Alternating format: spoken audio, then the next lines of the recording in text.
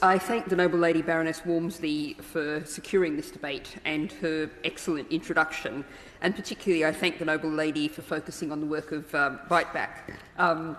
I think that's a powerful demonstration of how the whole process of governance needs to listen much more to young people who are getting more and more engaged in politics and political campaigning, and we need to think about how we get that having more influence on decision-making as well. And it's a great pleasure to follow the Noble Lady Baroness Jenkin of Kennington, and your Lordship's house is probably going to think that she and I were entirely coordinating this, but in practice we have not exchanged a word in any form because my speech focuses on exactly the same theme, ultra-processed food, as the Noble Lady did. And the practical reality is I think there's a reason for that we could see two opposite sides of the House arriving at the same point, which is the fact that this government is really failing to catch up with the science, is failing to catch up with the reality of what's happening increasingly around the world. The focus on foods high in fat, sugar and salt is simply not enough and not adequate to capture the reality of ultra-processed foods as identified by what's known as the NOVA classification system. And of course the government often likes to talk about how it's being world-leading. Well, there's catching up to do with the Welsh Government, the Brazilian Government, other governments around the world, and indeed, in researching this speech, I note that the next dietary guidelines for Americans 2025 to 2030, which are now being drawn up, are expected to contain a new emphasis on the damage done to health by ultra-processed foods. So the government has a small window here to at least catch up with the Americans when it could be doing so. The extra theme that I'd like to introduce into the speech, in addition to what the Noble Lady Baroness Jenkins said, is the impact of inequality, economic inequality, and indeed regional inequality. This should very much be feeding into the government's levelling up agenda, because the disparities in our society, our deeply unequal society, where levels of inequality are speeding past the Edwardian and heading back to the Victorian, another time when we were very concerned about the impact of food and on the health of the nation, is really having an impact. And if we look at some of the people who are most deprived, 1.2 million people live in food deserts, according to research by the Social Market Foundation and Kellogg's from 2018. And I note research from Dr. Megan Blake from the Department of Geography at the University of Sheffield. He points out that living in a food desert can mean having to carry food shopping a long distance, a struggle that many older people living in food deserts experience, close quote. I would further that if we think about people with disabilities, which is 1 in 5 of the working age population, or indeed people caring for young children, to carry food long distances, indeed will tend to bias people towards the ultra-processed food that's lighter, contains less liquid than fresh food does. Now, in that study, 41% of respondents didn't have a car, but of course there's also the problems of financial barriers, something that we know with the cost of living crisis is becoming more and more of an issue, with the latest ONS data from March 2022 showing nearly a quarter of adults reporting it's difficult or very difficult to pay their household bills. Now, it's also worth thinking about, very often people debating this issue talk about choice, but the type of food we have access to and eat affects us in many ways, both obvious and subtle. Where people have access to fresh produce, they can readily select the ingredients that are in the meals they prepare, whereas people relying on ultra-processed food, ready meals or takeaway are under the control of the manufacturers. And those who talk about choice really need to look at who is in control in this relationship here.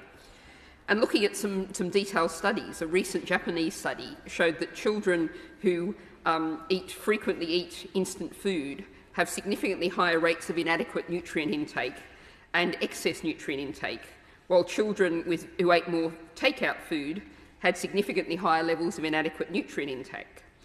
Another study from Luxembourg showed that controlling for age, sex, socioeconomic status and lifestyle factors, daily consumption of ready-made meals was associated with higher energy intake and poorer compliance with national nutritional standards. There's actually a study out from the American Journal of Nutrition just in the past month that showed that children aged 3 to 5 who ate more ultra-processed foods had lower locomotor skills, while children aged 12 to 15, again eating more ultra-processed foods, had higher levels of obesity. Beyond the macronutrient considerations, it's also worth thinking about what impact ultra-processed food consumption has on the human microbiome, something that we're increasingly coming to understand is crucial for physical and mental health. As Dr. Rodney Dieter points out in his book, The Human Superorganism, many additives that are now common in our foods have been shown to dramatically alter the human gut microbiome, often leading to inflammation and disease. One example he cites is the emulsifiers polysorbate 80 and carboxymethylcellulose, which show effects such as thinning the mucus layer and increasing inflammation, eventually leading to inflammation-driven disease in mice. A US National Institute of Health report from 2015 shows that common food emulsifiers disrupt the gut microbiome and provide pathways to non-communicable disease, including inflammation-driven obesity. Now, these are issues that the government has been being told about. Of course, I have to cite the excellent Dimbley review into the National Food Strategy. And this picks up points from the Noble Lady Baroness Walmsley about how this is not just human health we're talking about, but the health of nature. An agricultural system focused on producing commodities to put into this ultra-processed food has terrible impacts indeed. As the Dasgupta review, something else another government report said, the agricultural system has completely wiped out the natural system. So we're both producing food causing enormous environmental damage and enormous human health damage. And going back to Mr. Dimbleby, he referred to the junk food cycle. And I quote, he said, "We will not be able to educate our way out of that feedback loop. It needs strong government intervention on commercial interests." Now, I do want to, because the question focused on food production, I do want to pick up and really focus on the point that what we have is farmers are producing what this system has forced them to produce. We know that farmers are only getting about 8p in the pound of the cost of food. This is a situation where the government urgently needs to act to provide different options, different kinds of food systems that provides a good living for farmers while also ensuring healthy food for people. Indeed, the Noble Lady Baroness Walmsley referred to the absolutely crucial and final government decision to introduce a land use strategy.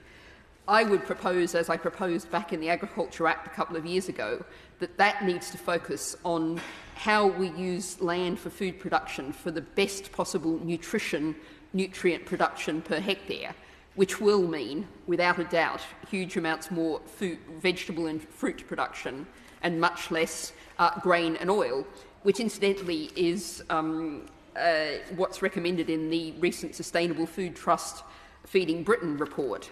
And I'd urge the Noble Lord the Minister to speak to his colleague, the Noble Lord Benyon, who I know was at the launch of that report, and that is looking at that intersection of food production and health. And I know that may not be seen to fall in the Noble Lord the Minister's department, but it's something that he really should take a look at. But of course, not all food has to be produced by farmers and growers, people operating commercially. We're seeing increasingly the NHS is focusing on green prescribing, on looking at how people can be given access to healthy food, but even better, how people can actually see healthy food, grow it for themselves. And I will focus here on the work of the excellent, incredible Edible, founded in Todmorden, but now a movement all around the world. Let's see our green spaces producing food accessible, free to all. That's one way in which we can actually grow a much healthier diet. And the government, when it talks about innovation in the food system, likes to focus on things like gene editing, people in labs with test tubes.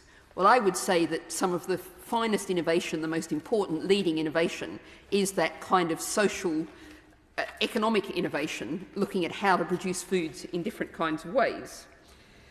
And if we think about how we help farmers and growers and communities to produce that healthy food, we're working in other debates on the UK infrastructure. We were working on the UK infrastructure bill. What could be better addition to the UK's infrastructure than a really excellent system of research and support and advice working with farmers and growers to produce a healthier food system, which would also need to focus on systems of distribution, ways in which food reaches people. So I come really to a final thought here. Coming back to us, because this debate so often drifts back into, we can't have a nanny state, people make choices for themselves. Well, Marie Antoinette was castigated for saying, let the meat cake. What we have now is far, far worse. We have the supermarkets, the multinational food companies, the seed and chemical and manufacturing and fast food companies who control what we eat, saying, let the meat extruded, moulded, milled, additive rich, with added sugars, starches and fats, artificial colours, flavours and stabilisers. Let them eat this ultra-processed pap. Indeed, people are not being given any choice but to eat this ultra-processed